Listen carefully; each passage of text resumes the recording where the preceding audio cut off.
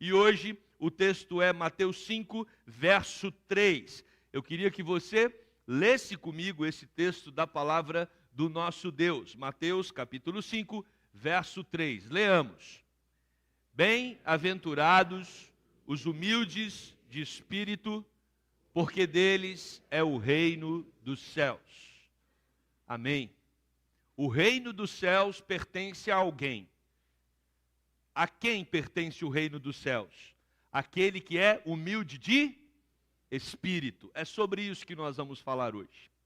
Dificilmente nós assumimos que somos orgulhosos. O orgulhoso, ele não consegue assumir, né, o seu orgulho, a sua vaidade. Ele até tenta justificar de alguma forma de que ele não é orgulhoso, de que ele não é vaidoso, de que ele não é alguém prepotente. É natural. Todos nós nos defendemos, mas a Bíblia nos coloca numa posição muito complicada. Porque a Bíblia vai dizer que, naturalmente, todos nós somos orgulhosos. Até aquele que tenta usar da humildade para se parecer melhor que os outros. Já viram isso? Já viram isso? Tem gente que quer passar uma imagem de humildade. E na tentativa de fazer isso, ele quer demonstrar aos outros que ele está num patamar acima. Então nós somos seres tão complexos, capazes até de usar a humildade para nos orgulhar dela. E isso acontece desde a nossa infância, nos primeiros dias. Se você ler aí alguns dos psicólogos que trabalham o desenvolvimento humano, nos primeiros meses, a criança já é capaz de manipular os pais. Ela sabe, ela controla quando ela quer a mãe perto, quando ela quer o pai perto, quando ela não quer nenhum dos dois perto, né? A mãe vai aprendendo, e assim, pelo menos lá em casa foi só a mãe que aprendeu. O tipo do choro, eu acho que é uma sensibilidade feminina, o homem não acessa esse tipo de conhecimento, é muito para ele. Mas a mãe, ela consegue, está com fome, fez xixi, tudo pelo choro, impressionante. E depois ela quer continuar adivinhando as coisas do filho. Meu filho, não gostei. O que ele acabou de falar agora parece que está com namoradinha na escola. Mas a grande verdade é que desde a nossa infância a gente quer impor as nossas vontades, sobrepor os demais. É como se nós fôssemos, e é um exemplo simples, né? Não sei se todos vão conseguir ler aqui por causa do reflexo da luz, mas essa bexiga tem escrito aqui eu. Nós somos assim, nós somos seres cheios de nós mesmos. O que tem aqui dentro, o oxigênio aqui dentro, é o oxigênio, né? A ideia aqui ilustrativa esse oxigênio é a nossa própria vaidade, o nosso próprio eu. E está amarrado aqui, está lacrado, ou seja, nós somos o que somos e vamos permanecer assim. E utilizamos de muitos recursos para justificar o porquê somos assim. Porque eu sou um excelente profissional. Porque eu tenho uma brilhante carreira acadêmica. Porque eu fui bom nisso, fui bom naquilo. E nós tentamos a todo momento nos convencer de que nós temos razões para nos apresentar dessa forma, inflados, inchados. Tanto é, irmãos, que nós vivemos numa realidade que quando uma pessoa vai ser apresentada num jornal ou num programa de TV, muitas vezes o que aparece abaixo do nome da pessoa é a sua profissão. Porque é aquilo que dá um status para ela, para que todo mundo entenda quem está falando. E muitas vezes nós tendemos a respaldar a nossa vida, a sustentar a nossa vida, fundamentados naquilo que nós fazemos de melhor. Eu sou muito bom porque eu pertenço a tal classe social. Eu tenho esse privilégio, eu tenho aquele, eu sou assim, eu sou assado. E se você não é alguém que vive divulgando isso, uma das formas para identificar se você é alguém orgulhoso, cheio de si, é quando alguém tenta fazer uma crítica a você. Quando alguém tenta apontar um defeito que você tem.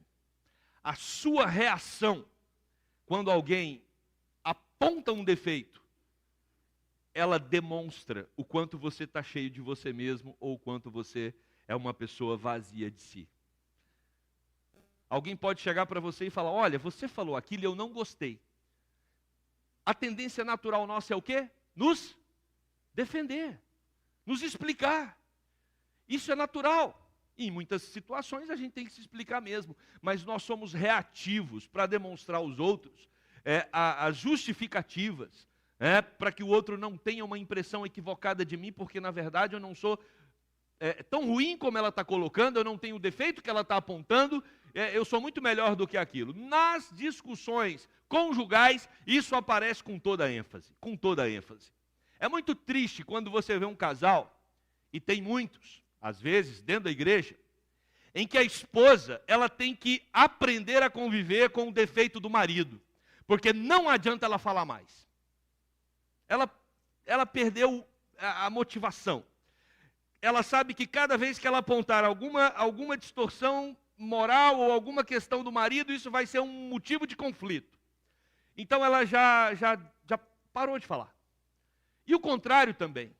Tem marido que já não diz mais nada, deixa a mulher ser quem ela é, já habitua com o jeito equivocado do outro.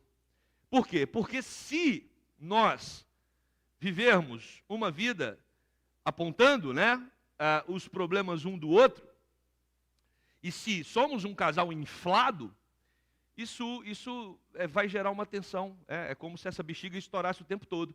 É alguém tentando ferir você, tentando estourar você. Por isso, essa ilustração, ela é importante para nós, porque o pobre de espírito aqui no texto significa uma bexiga vazia.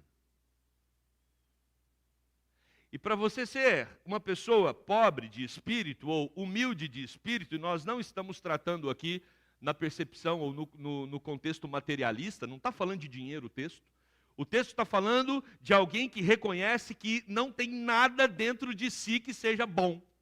Esse é o primeiro ponto da teologia reformada. Nós somos uma igreja reformada. E se você quer ser alguém da igreja reformada, ou se você quer acolher a nossa teologia, a teologia que nós abraçamos à luz da Bíblia, ela diz que nós somos pecadores e que não há bem em nós que venha do nosso próprio coração, porque o nosso coração, ele faz coisas erradas, é natural, e o nosso coração, quando faz coisas certas, ele se orgulha disso. Então nós não temos para onde correr, tanto é que esse texto aqui não está sendo escrito para as pessoas lá fora. Ele não está sendo escrito para as pessoas que estão perdidas nos seus prazeres hoje na sociedade. Esse texto aqui, Jesus Cristo está apontando no Sermão do Monte o problema dos escribas e fariseus, da religiosidade daquela época. Jesus está falando de orgulho espiritual. E talvez nós corremos esse risco de acharmos que nós, por sermos discípulos de Jesus, somos melhores do que os outros. Somos melhores do que aqueles que estão inseridos na sociedade. E o que o texto vai nos ensinar é que, uma vez que eu entendo que eu sou um discípulo de Cristo, eu me reconheço como pecador. Eu me reconheço como alguém que precisa ser tratado pelo Espírito de Deus. Porque naturalmente, tudo o que eu fizer, tudo o que eu pensar, vai estar contaminado pelo pecado.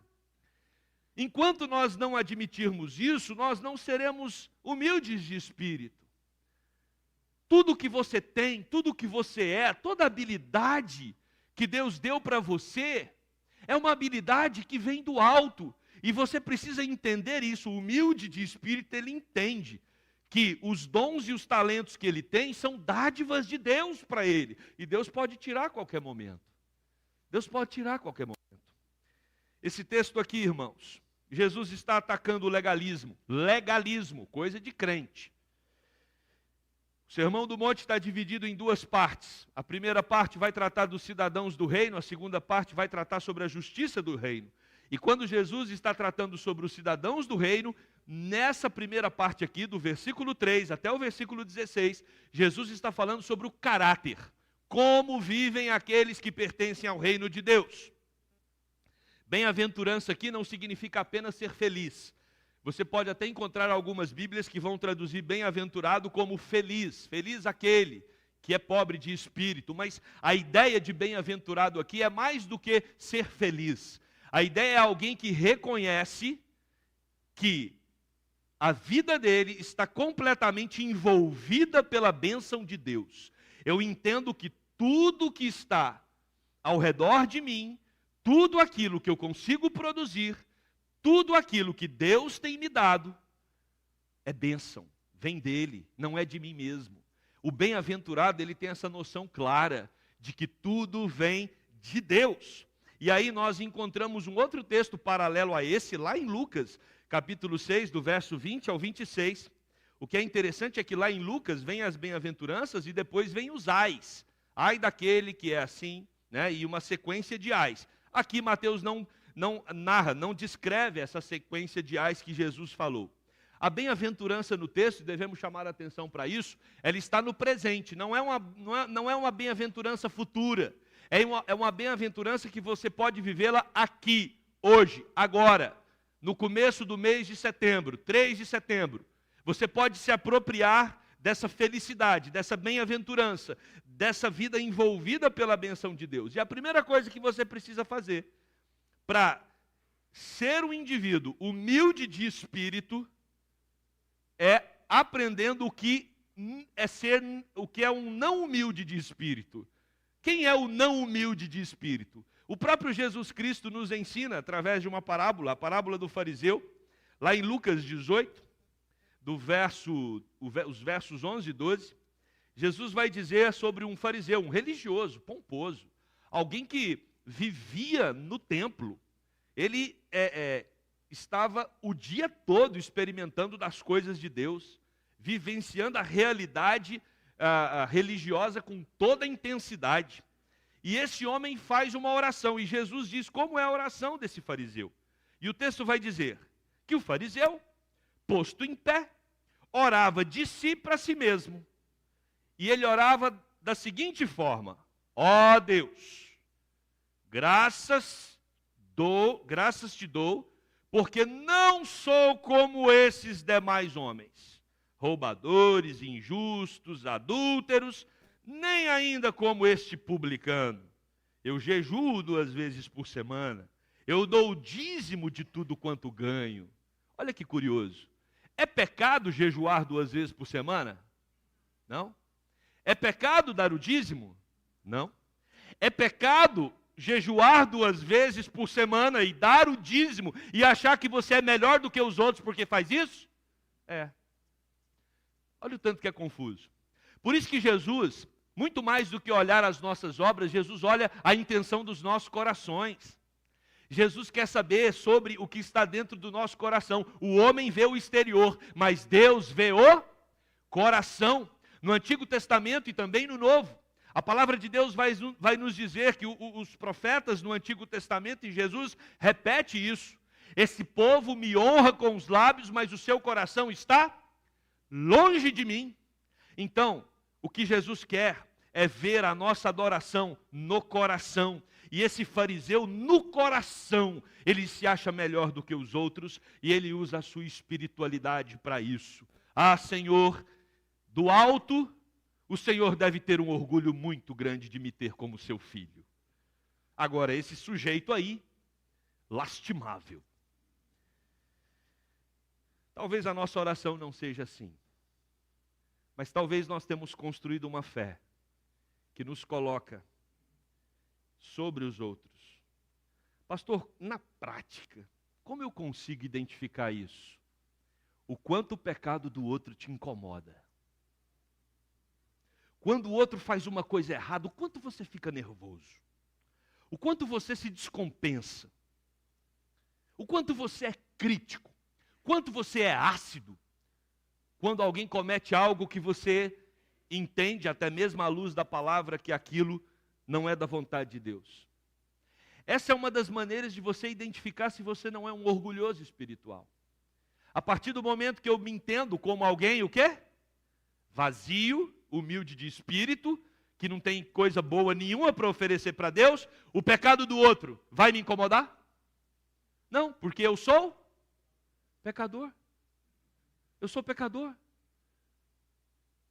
E aí, vem a segunda pergunta. A primeira é quem não é humilde de espírito. é esse fariseu religioso que, com toda pompa e circunstância, se acha melhor do que o outro. E quem é o humilde de espírito? Na mesma oração, na mesma parábola, tem uma segunda oração. O fariseu diz que ele não é igual aquele publicano que está ali do lado dele. E aí, o texto vai falar sobre a oração do publicano. Olha o que diz aí, na sequência, Lucas 18:3. Vamos ler juntos? O publicano, estando em pé, longe, não ousava nem ainda levantar os olhos ao céu, mas batia no peito, dizendo: ó Deus, sê propício a mim, pecador. Irmãos, essa deve ser a nossa oração. Senhor, o problema do meu casamento não é o meu cônjuge, sou eu. Amém? Ih, que amém difícil de sair. Deus, eu admito nessa manhã que se na minha relação conjugal nós temos vivido problemas e tensões, o problema não é do meu marido, sou eu, me trata, Deus. O problema não é da minha esposa, sou eu, me trata, Deus. Às vezes os defeitos dos nossos cônjuges, dos nossos filhos, dos nossos patrões, dos nossos colegas de universidade, às vezes os defeitos da sociedade nos chamam tanto a atenção que a gente não consegue enxergar os próprios defeitos. E o convite para alguém ser humilde de espírito é como esse publicano que bate no peito e diz: Deus, eu me conheço e eu sou um pecador, tem misericórdia de mim. Deus, o publicano não está orando dizendo: oh Deus, esse fariseu falou um monte de bobagem, tem misericórdia dele. Não, ele está dizendo: tem misericórdia de mim, de mim. Humilde de espírito é alguém que realmente entende que sem Deus ele não é nada. E é interessante, irmãos, que a igreja procurava viver nos primeiros séculos de acordo com esse texto. E tinha gente tentando aproveitar disso, sabia? Tinha um imperador chamado Juliano Apóstata, imperador romano de 332 a 363, que supostamente ele disse de maneira irônica e maldosa: ah, se os crentes pobres vão entrar no reino dos céus, então eu vou ajudar esses crentes a entrar no reino dos céus. Eu vou confiscar os seus bens. Que miserável. Interpretou o texto errado. Não está falando de bens materiais. Está falando de bens espirituais. Humildes de espírito estão cientes de que não podem realizar nenhum bem sem a assistência divina. Eles possuem plena consciência de que não têm o que oferecer para Deus, sem que Deus os ajude neste processo. Quem não é o humilde? O fariseu, que Jesus usa como exemplo em Lucas 18. Quem é o humilde?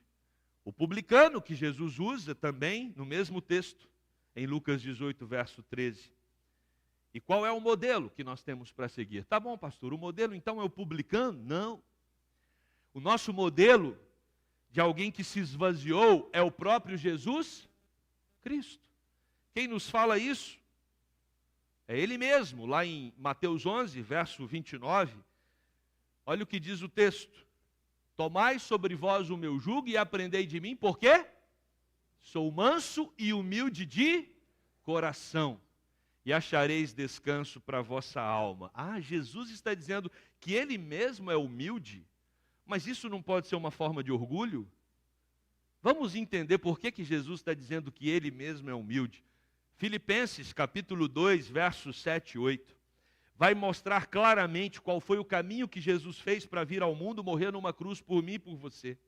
O texto vai dizer: antes a si mesmo se esvaziou, assumindo forma de servo, tornando-se em semelhança de homens e, reconhecido em figura humana, a si mesmo se humilhou, tornando-se obediente até a morte, morte de cruz. Jesus Cristo, meus irmãos, é o Filho de Deus. Jesus Cristo é o Deus eterno. Jesus Cristo é aquele que era, que é e que há de vir. Jesus Cristo foi quem criou todas as coisas com o Pai, lá em Gênesis. Ele é o Todo-Poderoso, Criador dos céus e da terra, governador de tudo, e ele se esvazia ao ponto de se tornar homem. E como se não bastasse, ele se esvazia ainda mais, ao ponto de morrer numa cruz, como um malfeitor, um maldito. E por que Jesus se humilha tanto? Para que pudesse revelar para nós o quanto ele nos ama. Jesus Cristo me ama, Jesus Cristo te ama. Nós somos orgulhosos, e por causa do nosso orgulho, por causa da nossa vaidade, nós nos tornamos cegos a esse amor. Por isso que quando nós reconhecemos Jesus como Salvador, as escamas caem dos nossos olhos e nós podemos então entender que Ele é o nosso modelo.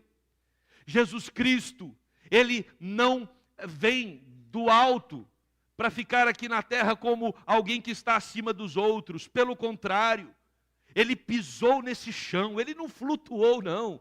Ele pisou nessa terra, Ele viveu como um de nós e Ele morreu na cruz. E ele diz, olha, se você quer ser o meu seguidor, tome a tua cruz e siga-me. Não tem lugar para gente orgulhosa dentro da igreja. Não tem lugar para pessoas que se acham melhores do que as outras no corpo de Cristo. Isso serve para todos nós. Todos nós. Às vezes, achamos que os cargos, até dentro da igreja, nos colocam numa posição acima. As diretorias dos departamentos, vocês foram eleitos, não foi para estar acima do departamento, foi para servir o departamento. Os presbíteros da igreja não foram eleitos para estarem acima da igreja, mas para servir a igreja. Porque Jesus é o dono da igreja e Ele veio ao mundo para nos servir. Os diáconos servem. Os líderes de ministério servem.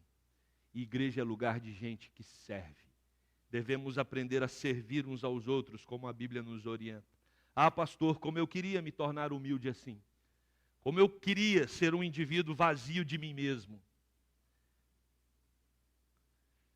Tem como, tem como.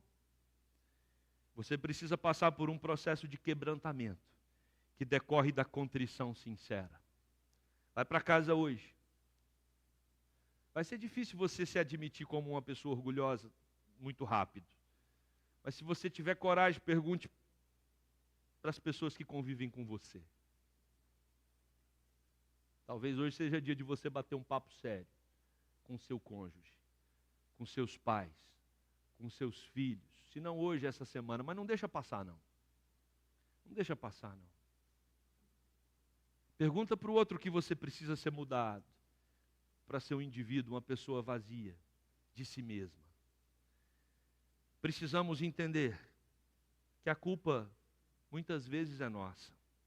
Romanos 7:24, Paulo diz, desventurado homem que sou, quem me livrará do corpo desta morte? Desventurado é miserável. Miserável homem que eu sou. Não é que o outro é, eu sou. É isso que Paulo está dizendo. Essa precisa ser a nossa oração. Miserável homem que sou. Quem poderá me livrar do corpo dessa morte? Ele continua. Graças a Deus por Jesus Cristo. Só Jesus, nosso Senhor. Aí Paulo continua. Por quê? De maneira que eu de mim mesmo, ou seja, quando eu olho para mim mesmo, com a mente, eu sou escravo da lei de Deus. E, segundo a carne, da lei do pecado. Ou seja, para onde eu corro eu estou errado. Miserável homem que sou. O que me salva é Jesus Cristo, que me justifica, que toma o meu pecado sobre ele. Se você quer alcançar a humildade verdadeira, a humildade de espírito, quebrante-se na presença do Senhor e fala, Deus, venha trabalhar no meu coração. Tira todo orgulho, tira tudo aquilo que me faz achar que sou mais que os outros. Tira tudo aquilo que é fruto da minha capacidade e que eu me orgulho por causa disso. Se você quer alcançar a humildade, busque a santificação. Autor de Hebreus capítulo 12, verso 14.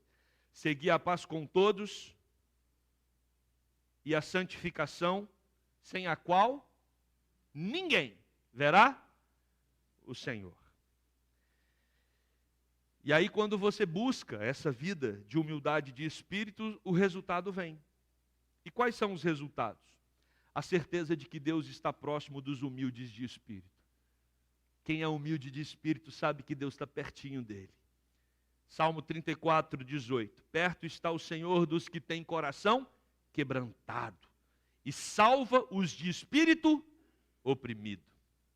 Aquele que caminha buscando a humildade de espírito, ele é acolhido por Deus. Ele não só está perto de Deus, o próprio Deus o acolhe. Olha o que diz o Salmo 51, 17, quando Davi confessa o seu pecado. Sacrifícios agradáveis a Deus são o quê? O espírito quebrantado, coração compungido e contrito, não o desprezarás, ó Deus. A certeza da presença de Deus na nossa vida é uma marca de que nós estamos caminhando em direção à humildade de espírito. O Espírito Santo vai nos encher, assim como aconteceu com Estevão, em Atos, capítulo 7, verso 55. Os humildes de espírito receberão o enchimento do Espírito.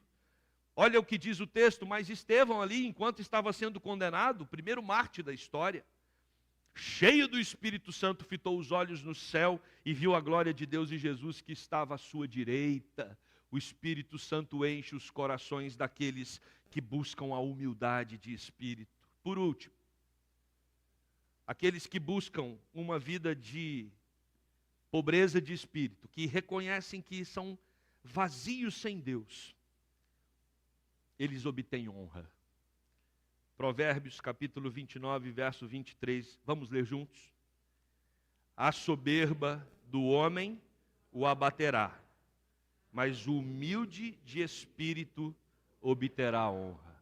Esse é o desafio da minha vida, da sua vida. Abandonarmos a soberba e buscarmos uma vida com humildade sincera, não uma humildade que a gente se orgulha dela. Para concluir esse sermão, cuidado, porque o que te deixa assim, cheio de si mesmo, é a sua empáfia, a sua arrogância, o seu orgulho. E o que Deus tem reservado para aquelas pessoas que são cheias de si, são os ais. Ai daquele que é farto, que se acha rico, como os crentes de Laodiceia, se acham melhores do que os outros. Por outro lado, se você quer ser uma pessoa humilde de espírito, lembre-se que Deus estará perto de você. Você será acolhido por Ele, você será guiado pelo Espírito. E você vai descobrir que a humildade de espírito é o caminho para a honra. São estas as marcas de quem já está inserido no reino dos céus. E como diz o versículo, aqueles que vão herdar o reino dos céus. O reino de Deus pertence a esses. Por isso, meus irmãos, o vazio de espírito, ele vai ser enchido. Ele precisa ser enchido. Ele não vai viver assim para o resto da vida, vai? Não pode. Mas quem tem que encher esse indivíduo é o próprio Espírito de Deus. Mas o que o indivíduo faz? Leia a palavra de Deus. O Espírito vai te encher um pouco. Tenha uma vida de oração. O Espírito vai te encher mais um pouco. Participe da igreja, aprenda a servir na igreja. O Espírito vai te encher mais um pouco. Quem vai aparecer é você? Não. Quem vai aparecer é Cristo. Quem vai aparecer é Cristo. A glória vai ser para quem? Para Cristo. Importa que Ele cresça e eu diminua. Nós não queremos ver o quanto vocês são bons no que fazem. Eu não quero que vocês vejam nos pastores, em nós, liderança, o que nós temos de bom. O que nós precisamos ver em nós é o que Cristo tem feito em nós. E a glória não vai ser para mim e nem para você. A glória vai ser para Ele, a Cristo, seja toda honra, toda glória e todo louvor. Amém? Que Deus nos abençoe. Vamos orar neste momento. Logo após a oração, teremos a bênção. Querido Deus, naturalmente, o nosso coração é orgulhoso. Somos cheios de nós mesmos. Ah, Deus. E talvez uma das coisas que nós somos muito bons para fazer é justificar que não somos assim. Por isso precisamos do Teu Espírito para nos convencer da nossa empáfia, da nossa arrogância, do nosso orgulho. Oh Deus, o Senhor conhece o meu coração, o coração de cada um dos meus irmãos. Como a gente quer se colocar acima dos demais. Como a gente gosta quando a nossa opinião sobrepõe a dos outros. Oh Deus, como a gente se acha melhor. Quebranta-nos com Teu Espírito. Trata-nos, Deus, para que sejamos uma igreja que busca a santificação, para que sejamos uma igreja vazia de nós mesmos e cheia do Teu Santo Espírito. Venha, Deus, operar em nós, para que a cada dia mais possamos ser uma igreja em que Cristo é o centro, Cristo é quem aparece, Cristo é quem é adorado e exaltado. Pedimos para que o Senhor nos ajude nesse processo, para que sejamos homens e mulheres tementes ao Senhor, porque é assim que vivem os cidadãos do reino de Deus. Nos ajude a viver dessa forma. Oramos em nome de Jesus. Amém.